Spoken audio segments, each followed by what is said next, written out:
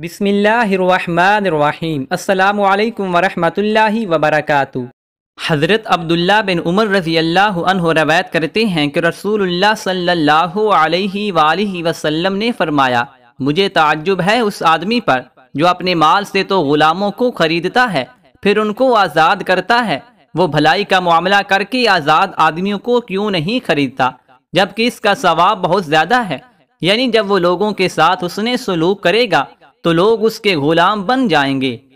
हज़रत अब्दुल्ला बिन अमर रज़ी अल्लाह अन्हु फरमाते हैं कि रसूलुल्लाह सल्लल्लाहु अलैहि वसल्लम ने फरमाया, वो मुसलमान जो शरीयत पर अमल करने वाला हो, अपनी तबीयत की शराफत और अपने अच्छे इखलाक की वजह से उस आदमी के दर्जा को पा लेता है जो रात को बहुत ज़्यादा कुरान करीम को नमाज में पढ़ने वाला और बहुत रोज़े रखने वाला हो।